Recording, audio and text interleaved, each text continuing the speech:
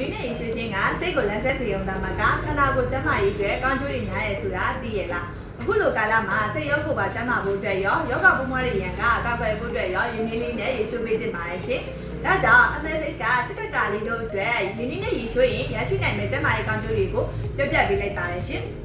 နံပါတ်1ချက်အနေနဲ့အင်းကြီးဆက်ဆက်အိပ်ပျော်စေခြင်းရင်းနှီးလေးနဲ့ရေချိုးပေးမယ်ဆိုရင်ခန္ဓာကိုယ်မှာရှိတဲ့ကြက်သားတွေကိုပြည့်ရစေတဲ့အပြင်တသားရှိစေပါရှင်။ပမနနာနေရာတွေကိုပြည့်ရစေတဲ့အပြင်စိတ်ကိုပါလန်းဆက်စေတဲ့အတွက်ကြောင့်အိပ်ဆက်တဲ့အခါမှာနှင်းနှင်းချိုက်ချိုက်အိပ်ပျော်စေနိုင်ပါရှင်။နံပါတ်2ချက်အနေနဲ့အေးမီယောဂလက္ခဏာတွေကိုသက်သာစေခြင်းရင်နွေးနဲ့ရင်ငွေးကအသက်ရှူလမ်းကြောင်းတွေကိုပွင့်စေပြီးတော့ချွဲစိတ်တွေကိုပြည့်ရစေနိုင်တာမို့အေးမီယောဂလက္ခဏာတွေကိုသက်သာစေနိုင်ပါရဲ့ရှင်။နံပါတ်3ချက်အနေနဲ့ခေါင်းကိုက်ဝေဒနာကိုသက်သာစေခြင်းခေါင်းကိုက်ပြီဆိုတာနဲ့များသောအားဖြင့်ဥပမာမှာရှိတဲ့သွေးကြောလေးတွေကျင်းသွားတာကိုဆိုလိုတာပါဒါကြောင့်ခေါင်းကိုက်ပြီဆိုတာနဲ့ရေနွေးလေးနဲ့ရေချိုးပေးတင်ပါတယ်နံပါတ်4ချက်အနေနဲ့အသားရည်ကောင်းမွန်စေပေးလာခြင်းရေနွေးနဲ့ရေချိုးပေးမယ်ဆိုရင်အသားရည်ကြည်လင်လာစေပါတယ်ဒါကြောင့်မကြာခဏရေနွေးနဲ့ရေချိုးပေးမယ်ဆိုရင်အသားရည်မြင့်မြတ်စေပေးစေမှာပါနော်ဒီလောက်ဆိုရင်တော့ယူနီရဲ့ကောင်းကျိုးတွေကိုသိပြီးလောက်ပြီးဖြစ်မှာရှင်ရေဘူးစလေးတက်စင်ဖို့စိတ်ကူးနေရဆိုရင်တော့မင်းရွှေဒီကိုသာအရောက်လန်းလာကြလိုက်ပါရှင်